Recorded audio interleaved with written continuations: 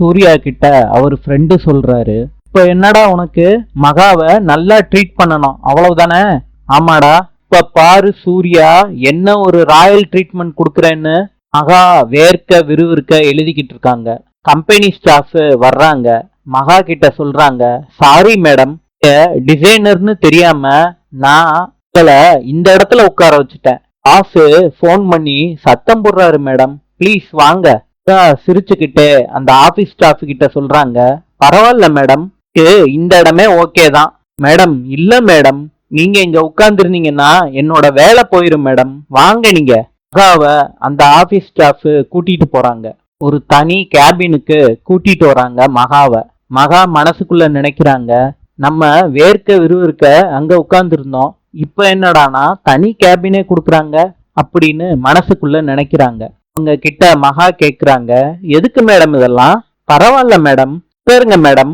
மகாவும் அந்த சேர்ல போய் உட்கார்றாங்க. ஆபீஸ் ஸ்டாஃப் முத்துன்னு கூப்பிடுறாங்க. நான் வர்றேன் மேடம்னு முத்து சொல்றாரு. முத்து ஆரஞ்சு ஜூஸ் எடுத்துட்டு வந்து மகாவுக்கு கொடுக்குறாங்க. இந்த ஆபீஸ் ஸ்டாஃப் சொல்றாங்க, ஜூஸ் குடிங்க மேடம்.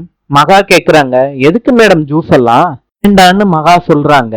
பரவாயில்ல நீங்க குடிங்கன்னு மகா கிட்ட சொல்றாங்க அந்த ஆபீஸ் ஸ்டாஃப். சூர்யா அவர் ஃப்ரெண்டு கிட்ட சொல்றாங்க, மகா எனக்காண்டி நிறைய விஷயம் பண்ணியிருக்கா. அவ காட்டுற அன்புல எனக்கு சின்ன பெர்சன்டேஜ் கூட காட்ட முடியுமான்னு சரியா தெரியல. இப்ப நடந்த விஷயத்துல தெரிஞ்சோ தெரியாமலோ அழகி விஷயத்துல அவ சம்பந்தப்பட்டுட்டாடா. அதை சமாளிக்கிறதுக்காண்டி மறுபடியும் மகாவை ஏமாத்துறது என் மனசு கஷ்டப்படுதுடா. செய்யறது ரொம்ப நல்ல விஷயமா இருந்தா கூட நானா சொல்றதுக்கு முன்னாடி மகா கண்டுபிடிச்சிட்டான்னா மறுபடியும் இதனால பெரிய பிரச்சனை எல்லாம் வீட்டுல வரும். மகா என்னை விட்டு பிரிஞ்சு போனாலும் போயிருவாடா.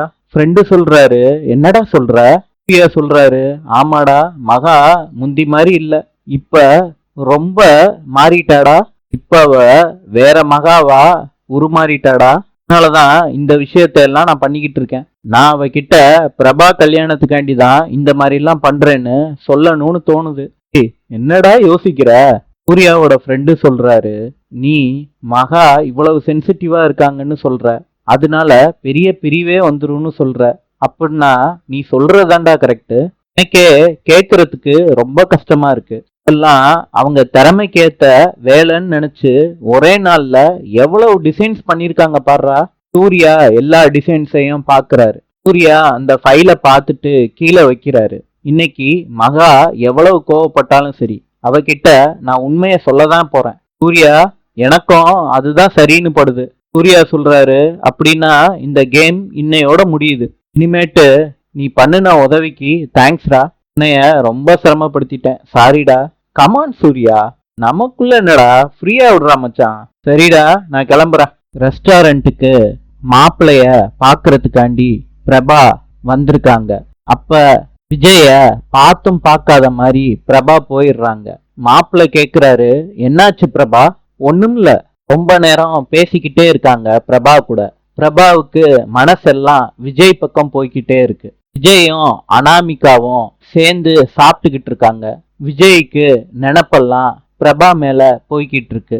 ஏன் இங்க பிரபா வந்தான்னு மனசுக்குள்ள போட்டு குழப்பிக்கிட்டே இருக்காரு. நாளை சந்திப்போம்.